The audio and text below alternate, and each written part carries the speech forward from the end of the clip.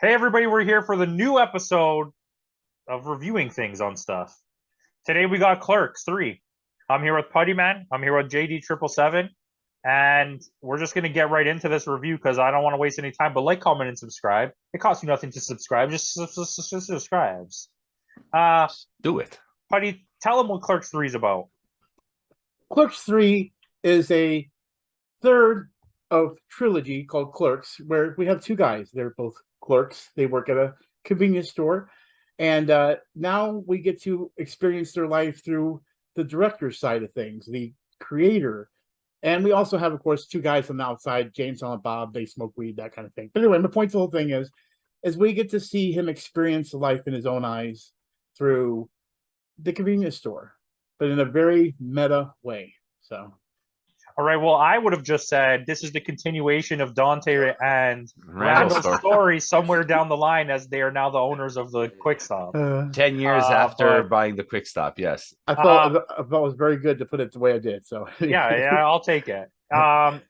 So we're not gonna have a non-spoiler review because I Okay, don't it's think all anybody spoilers. cares about spoilers about this. So Mhm. if you're here, we're just gonna talk about the movie. How about this? I probably can already predict it. All of us, we all love it.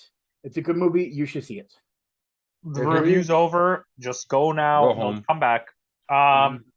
Okay, so I enjoyed a lot of the movie. I think that I was really worried that, especially after Jay and Silent Bob reboot, which as a fan of the product, I liked it, but as like from a critical aspect, it was a terrible movie. It was. So it was Agreed. kind of like I had to, when I made a score for that, I had to like combine both aspects, and I think I gave it like a 6 something. But It was a project. It was just a pet project that he just wanted to get his friends in the movie. But it was more than that. So I'll explain it now. So I was worried this is going to become a vanity project because we all know Kevin Smith's Yeah. ego is bigger than the sun. But it didn't really. I was surprised. I was happy about it that it turned into like a really Heartfelt well, movie. yeah, it was Mhm. well managed too. So where Jay and Silent Bob was like, it was about him all having a near-death experience, like coming into making this movie, and he just wanted to continue doing what he loved with his friends. That's like what Reboot is. That's why there's so many cameos. It's just everybody he knows ever. Where Clerks was like the realization of telling his origin story through this, basically the making of Clerks through Clerks 3. Clerks 3, yeah. Which I really enjoyed that aspect of it. Well, But I'm very surprised because with him, this could have easily turned into just a movie about him for the whole time. well, That's the thing. I'm glad it wasn't just weed jokes. He toned down some of the crude, the silly crude humor, the teen crude humor, and like the crude humor that was in it really worked well. And the fact that this just wasn't another project to put his daughter in it. yeah. Which we'll get to. There's something I'll mention about that too. But the other thing I wanted to jump in and say is, for me, and you could agree or not, I really do think so. When it came to Clerks 1, it was a very serious movie. Clerks 2 had some serious moments, but it was way, way over the ball, crazy funny. For some reason, in my eyes, and see, I still love Clerks 1 and Clerks 2, but I feel like Clerks 3 found that balance between what made Clerks good and what made Clerks 2 good, and made it into this I movie. think this is definitely better than Clerks 2.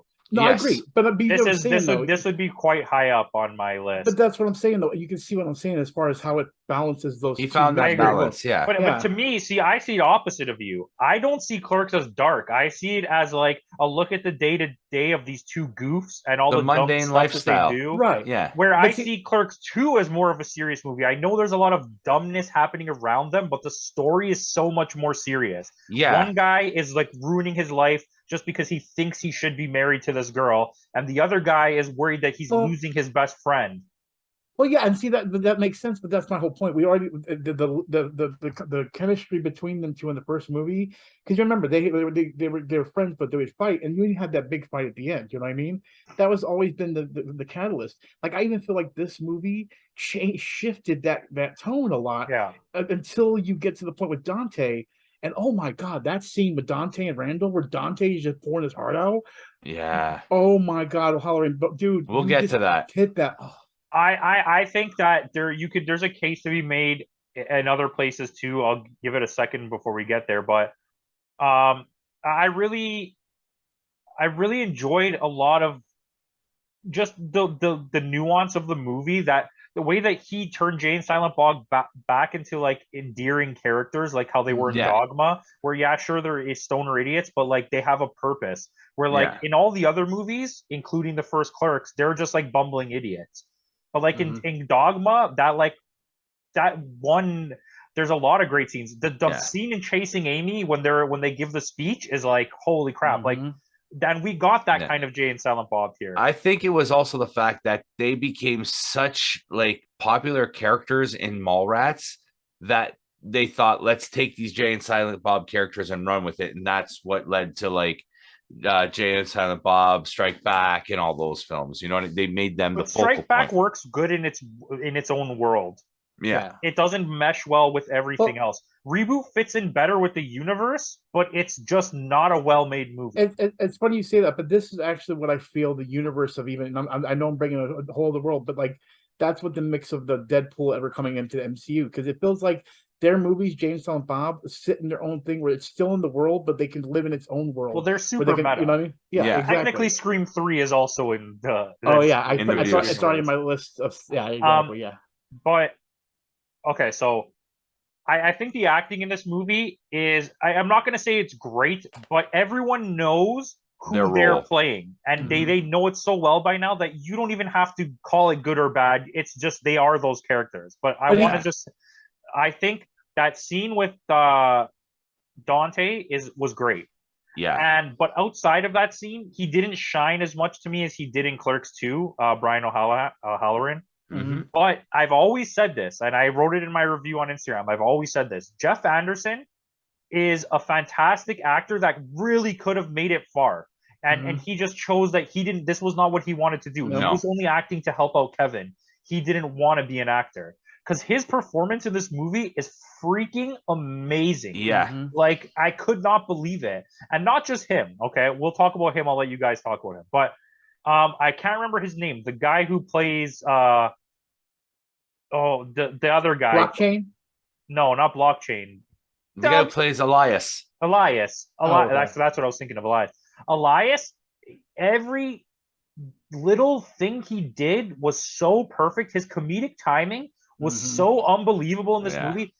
Every scene he was in was funny. There was Jesus, I reject you. I am now a Satanist. Satan, take me in the butt. He just kept evolving through these weird characters, and eventually he became Robert, whatever from the Robert Smith from The Cure. But again, that's a perfect example of how Clerks 2, they were able to take that character. And the thing is, when you watch it, you have to watch Clerks 2, I feel like, to really enjoy Elias, because you've seen that growth. So, like, for example, when he says, I'm going through a transformation, it's literally a nod to the Transformers from Clerks 2. So it's little things like that. They go, they did a great job. But they mentioned Transformers multiple times in this movie. No, so I think you can get that. Yeah. But, I mean, I like the little nod, like for example, when Jason or Jeff Anderson has the heart attack. Randall has the heart attack in the movie, and the heart surgeon is Amy Sedaris, who's known for being in The Mandalorian, and he's trying to explain The Mandalorian to her, and she goes, "Nah, that's not really my thing." And I thought that was there's so many little nerd moments here that were not, what would you call it, like. There's just so many of them in Reboot to the point where it's like exploitative. It's like just all you're trying to do is sell me on nerd shit. This one did it way better. Yeah. Well, see, here's the thing. For example, there's little things. Like I remember an interview Jeff Anderson actually said, I wanted to be Kevin since I'm being Kevin in this movie. So like if you watch when he's standing at the table, he literally is doing Kevin Smith stuff. So he's doing the little thing and the little twirling that Kevin Smith does when he's directing or he's thinking and stuff. So you see all those little nods to that. And like even I love how even little things that to other people, like for example, Jason Mewes is a huge Fortnite fan. So just as it throw in something in there, he literally did the booga dance from Fortnite in the beginning. If you see him, he does this. That's the booga dance for Fortnite. Little nods like that, where they actually take their outside, their what they do in real life, and put it into the movie. So was the booga dance from Fortnite? With the booga dance from Fortnite, or did someone do it and then Fortnite stole it? No. Booga dance. The booga actually made that up because he did it whenever he win competition. So that was his dance, and then they put it in the game. Maybe he learned it from that guy doing it. What do you mean? Oh no, yeah, no, Jay did. Jay learned it from Booga because he's a big fan of Fortnite and he's a fan of Booga. So when he put my point to the thing is, I got a booger on my nose. Yeah. yeah, exactly. But my point thing is this is because he was doing the whole heart attack thing. This was just not a nod to the people that watch the movies, but to the people that actually follow what he does in his career, and he did it so nicely and smoothly. And it didn't feel like it was pushed. Little things like the Booga dance, it was just a part of his dance. We all know Jay dance, but for someone like me, I was like, oh, I geeked out. And that's my point. The little things like that. We all had our moments in this movie. I guarantee you. There's a I lot like of the good part stuff. where he didn't want to dance. He's like, "No, get everybody out of here." That dude walking out, I'm shy. Like He's not even looking at you. But listen, there's so much stuff here. Okay, so let me talk about some negatives. Yeah. Sometimes it gets a little overly dramatic, like melodramatic, and it doesn't work. And I'm going to be so honest with this. All of the dramatic scenes that do work are immediately undercut by an unfunny comedy moment. And I think most of the comedy in this movie was really well done. But everything that they tried to re-liven up the mood with after something sad happens was like really undercut. Like the funeral scene undercuts what we just all finished crying about immediately. Yeah. Immediately. I was like, what the hell is happening right now? I expected him to cry or be sad or something, and it wasn't sad at all. No, he cracks jokes. And it's just like, I mean, it still was good. Don't get me wrong. I like that whole thing that happened. But it's just, by the way, that moment, like, okay, this movie was like cry-worthy multiple times. Yes. Like just the getting back into the having Clerks 3 was like a moment for me. Yeah. Seeing all the characters come back. Bringing back, what's her name there? 37 Dicks. Yeah. Veronica. And by the way, the guy that plays the guy that plays blockchain Coltrane, you're probably going to see him a lot more because when I was doing research on him, I didn't know this is accurate. He is in other stuff, but then I found out he's Harley's boyfriend. Exactly. So if you actually watch the funeral scene, and I feel like why would you plant this here? You actually see her look at him and kind of give him this look, and I'm like, why did you put that there? I love that cameo. Yeah, because you want to know, we talked about this, that they probably were going to let this piece of like continuity go, but no, she's with Jay at the funeral because he brought his daughter, and I was like, brought his daughter. I like that because we expected them to throw that out the window. Yeah. That I like that, but they brought aspects into the story too that they paid off in the end with the whole kite, the Bitcoin, and then they pay it off at the end because they end up launching it and end up selling it, and he end up making millions of dollars. That was a great scene too. Jay's like, "You got any of those kites?" I love how you got any weed? All of it. And see, this is just another thing too. The Clerks thing. I know you guys all felt it too. Since the first Clerks, we've always had that pan away from the cash register and everything. Yeah. But like it felt so right to see, because I felt like it was even a nod to the comedian George Carlin when they did the whole thing where Jay and Bob are running around and they end it and they're holding the kite, and because that's the Buddy Christ thing, it just melds everything so well together. I'm like, isn't the kite from animated series? Don't they come in and ask if they have kites, or they're like, so there's some kid flying a kite? There is an animated series reference though. When he grabs him and brings him to the cooler, he goes, "Man, it's as cold as hot." Okay. So I wanted to break that up. When that happened, as soon as I heard that, I know both of y'all were sitting like, "Oh my god, are we gonna get the scene? Are we actually gonna get the scene?" Like I was waiting for something to happen. I was hoping I wanted that, but I agree with you. And then it became too melodramatic. I'm like, dang it, I didn't get the scene. Taylor's making out with everybody in the Ferris wheel. That would have been amazing to have Jay. But that's my point, though. Even though then we still got a bit of that freeze. Yo, the monkey just escaped. Yo, I you know what's funny? I watched, and the monkey's making out with Caitlin. I watched a whole little like mini essay on Clerks, the animated series, and like originally by, I think, I don't know, it wasn't NBC, it was CBS or ABC. Something, okay? And they planned them to have an immediate 2-season run. Like right off the bat, they loved everything they were doing. And then Disney went in and got full control over ABC, and they didn't like Clerks. So Jay and Silent Bob are originally drug dealers, not fireworks dealers. No. And they made them change all that stuff. And then they saw it. The 6 episodes were already ready, so they let them air the 6 episodes, and then they canceled it immediately. Yeah. And they aired all the episodes out of order. Apparently, too, if the whole situation didn't happen with Alec Baldwin was supposed to make an appearance as Leonardo in this movie. That would have been amazing. Amazing. I know. Oh my God, the inside scoop of freaking out. And see, that's what I'm saying. Literally just right there, all the little stuff that are nods to everything. Yeah, like they were trying to tie the whole universe together. And they did it great. I mean, he did great. Yeah. He did great. I mean, apparently there's still, so we know Mallrats didn't go through, but apparently I thought it was still going through. No, he didn't do it. The show they didn't make the show. Oh, but no, apparently sure, he's trying to make a movie now Yeah. called Mallrats: The Twilight Years or something like that. And so I hope that happens. You know what? I mean, you can't do any more Clerks, in my opinion. No, it's done here. I think you need to end this year. You can obviously do more Jay and Silent Bob. You just got to do it better. Well, see, I like. I mean, we haven't, like you were talking about we haven't mentioned whose funeral it is. It's not Jeff Anderson that dies. We all like. Well, can we reveal?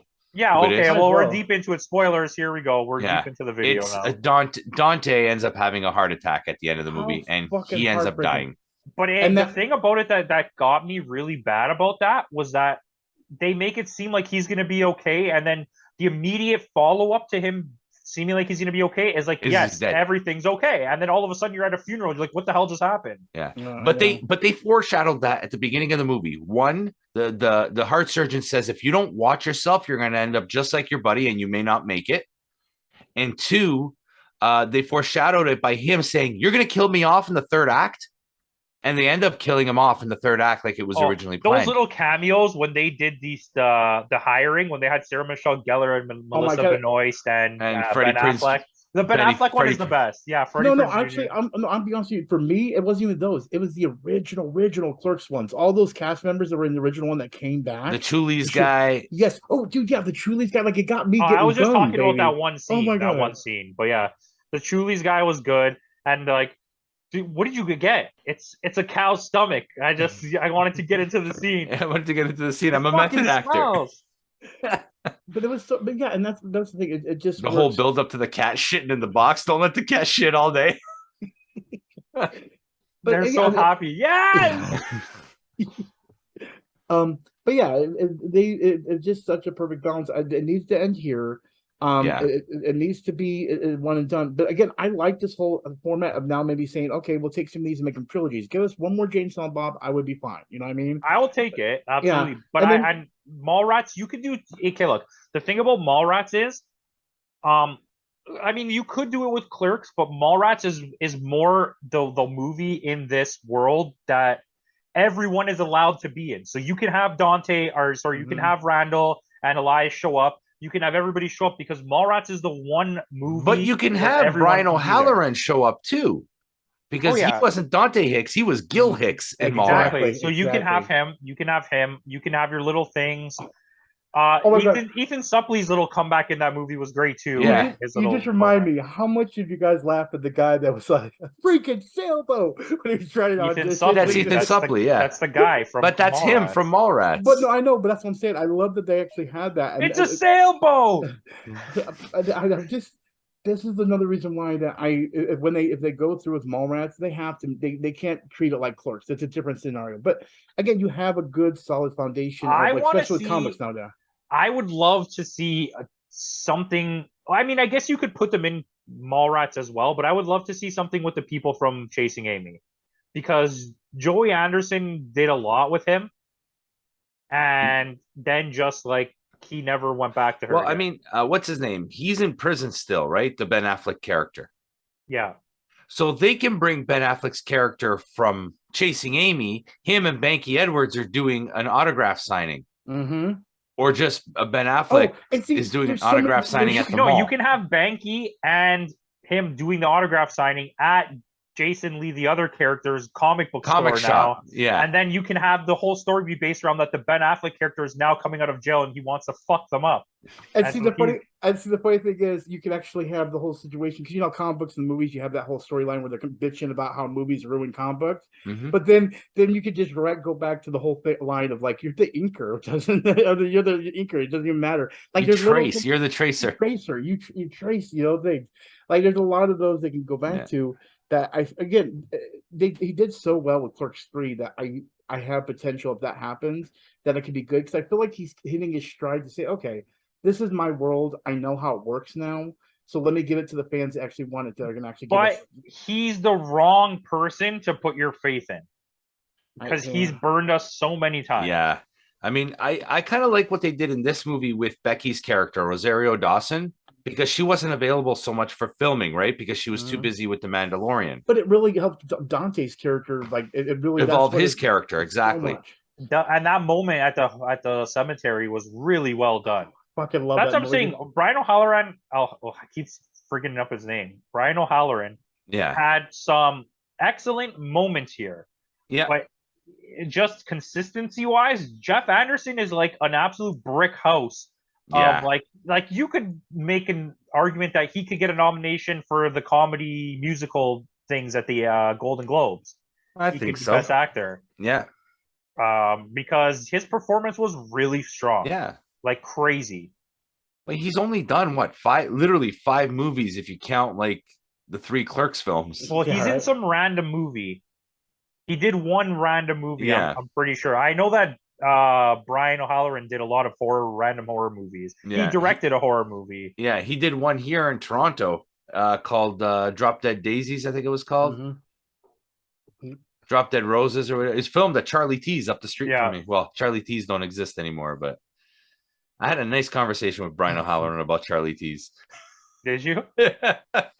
He did about six years ago or so. I met him at the Niagara Comic Con. He signed. You had time to talk to him? Oh yeah, he signed my copy of Clerks the animated series. Nice. Oh, nice. Yeah, they had the best lines this year at Fan Expo. There was barely anyone in any of their lines, but Kevin Smith was so wishy-washy. He would show up for like an hour, leave, come back, leave. His lineup was so big, and then he was so more caught up in like doing his little like, I have to appear at the Sunrise booth. I have to appear on the stage for a bit. But like Jason Mewes' thing's always empty, and I wanted to go see him again, but I was like, you know what? I don't want to. I had my moment, and I'm okay leaving it there forever. It was a good memory. I don't want to try and. It was what? Just the 4 of them? It was Elias, Brian, someone else, and Jay and Kevin Smith. Not Jeff? No, Jeff. I don't think Jeff was there. Okay. Yeah. It might have been friggin' the other guy. Big Data or whatever the hell his name was. Blockchain. That guy was really funny.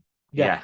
He was like the Silent Bob. Like they were like Jay and Silent Bob. I think they're lining them up to get their own movie, maybe. Yeah, like to line them up to be the new game. So because then you can have Jeff Anderson be in that movie. Yeah.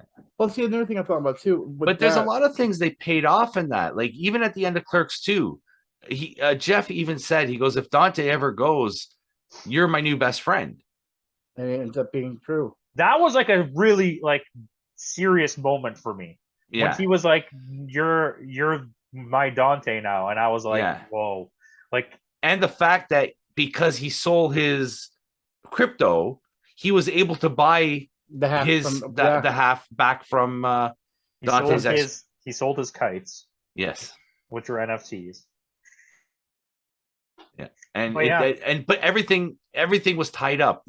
All loose ends I felt were tied up really well in this movie. Absolutely. And it still gets, at least it still expands to where no matter what happens here, it does not have a big catalyst effect on anything else to be harsh. You know what I mean? Even though it does. Because like we said, the Clerks world is pretty isolated to those characters, right? Yeah.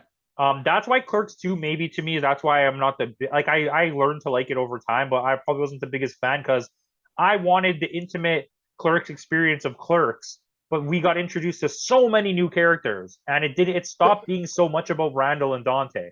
Yeah. But see, but now it actually paid off in a lot of ways. If you yes, but I didn't know this was going to happen. Yeah, no, I get it. But that's what I'm saying. That's what makes it great. Is now it actually pays off because if you watch them back to back, you have a story of 2 clerks, the clerk life, friends argue, crazy stuff.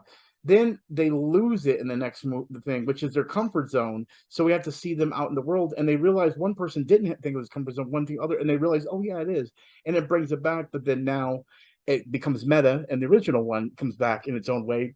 Yeah. Part 2. Like it's so weird, but it's so great. Like how did it work so well? But it did. And the choice of song at the beginning of the movie was fantastic. Oh my God.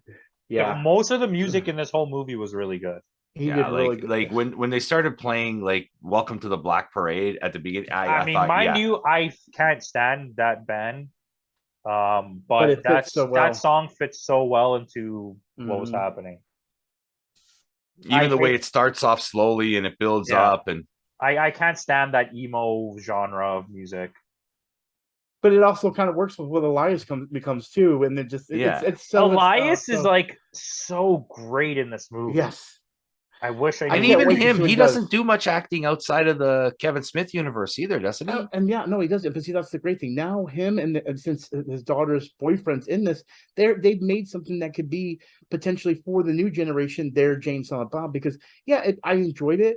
But maybe he's trying to make that appeal for a younger generation in some way too, that watches this and goes, I like those two characters. And of course he can branch off and make movies of those characters as they become. And then we keep USQ universe going. And I love it. It makes me happy. I think, you know what I mean when I say this? I mean, I feel like they should stop, but at the same time, it brings me so much enjoyment.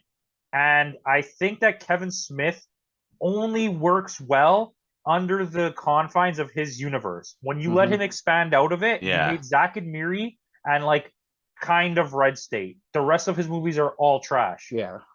Oh, I like Red State and everything. Yeah, I mean it's fine, but it's not like I'm not going to be like, oh, you guys need to see Red State. Oh yeah.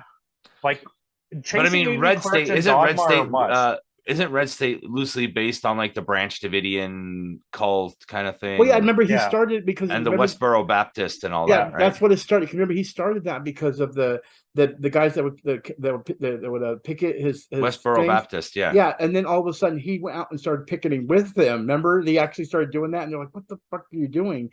But it was his way of saying, "Hey, listen, I understand you guys are mad, but I'm gonna be real and say this is how you guys look." You know what I mean? Like this is how They want that's sidetracking. I feel like in his own universe it's amazing, and so moving on. It was I think it tied up the Clerks trilogy really nicely. They can still continue on with the View Askew universe in a different direction now, but this Clerks thing, it's done, and I'm happy about it. I'm happy with the way it ended. All right, okay, so let's give our ratings here. Putty, you can go first. I'm gonna be honest with you. For me, it is a 9 out of 10. I enjoyed the heck out of it. It's a high number. Like if I was to make Clerks 10, that would be a 9. You know what I mean? Like that's the basis of my number. Not all around ever. I'm just saying my universe. JD. I'm not gonna go as high as a 9. It's one of Smith's better films, not his greatest film, but I'm gonna give it pretty high too. I'm gonna give it about a 7.7. Okay, yeah. I'm gonna give it a 7.3.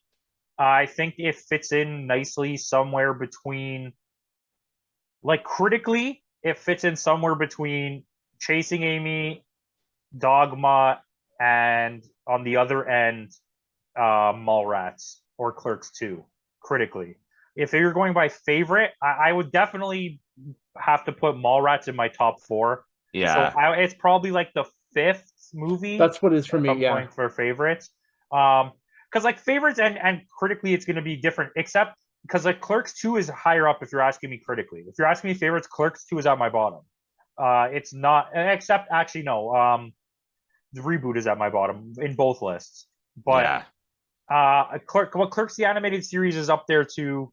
It's wobbling around somewhere in there. But I feel like this even beats I do feel because of the motion, this does beat Clerks the animated series. Yeah, for sure. Yeah. So Clerks the animated series, I have a real fondness for, but it's not that like critically what I would be like. Oh shit! Oh no, it's just like more a 7.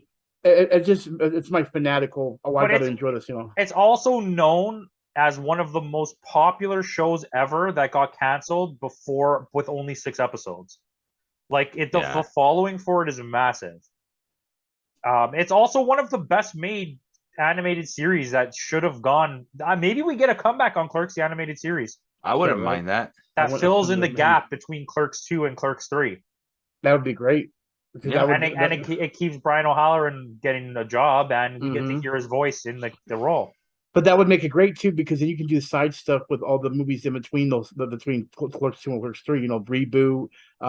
Actually, just reboot. Never mind. Well, that's the thing. Well, if they do that, will this take place after Becky's death? Yeah, because Becky's death happens right away after Clerks 2. Yeah. I like went deep into research mode because I was like, none of this makes sense, and they weren't explaining enough. Eventually, they do explain enough at a certain point. Yeah, but when you see until the then, I headstone. didn't. I needed to know, so I paused the movie. I was googling like a maniac, and if you look at it, between the date when Clerks is supposed to be in that year and her dying, it's only like 6 months. Yeah, because she was pregnant too at the end of Clerks 2. Yes, so it's very shortly after that when she died. So So basically- she died in childbirth, basically, No, she died in a car accident. with the baby. Baby, Yeah. yeah. And so then that means reboot would be the only thing that would sit in the center there as far as movie chronology. Yeah, so right? I would assume that they're now working at the Quick Stop, Mhm. and it would be their adventures between the death of Becky until Clerks 3. Which would actually work into because you can then do the whole. You can show Jay and Silent Bob opening the weed shop. You can, Yeah, Exactly. and it works so well. And You then can all of a show them sudden- finally shutting down the video store, being Yeah. like, nobody wants to rent movies anymore. I even thought of an episode that'd be great where you bring literally have back Dante Judge Reinhold. You actually have Dante and Randall, and they're just like, "This day's weird." Yeah, where's Jay and Bob? And that's literally the whole reboot moment. So they're like, there's one episode with no Jay and Bob. They're like, this is different. This is weird. Like you can make a meta joke. They out of that whole they thing need and to then bring go on. back Charles Barkley. Yes, I was gonna That's say so that, and much Judge better. Reinhold. But then you know what you could do, Putty? Your thing actually works. Like if this is like if this did happen, you make it and they come back, and the next episode they act like nothing happened, and then Jay's just like, "Oh, I have a daughter now." And she Yeah, comes exactly. into the Like, what the episode, fuck?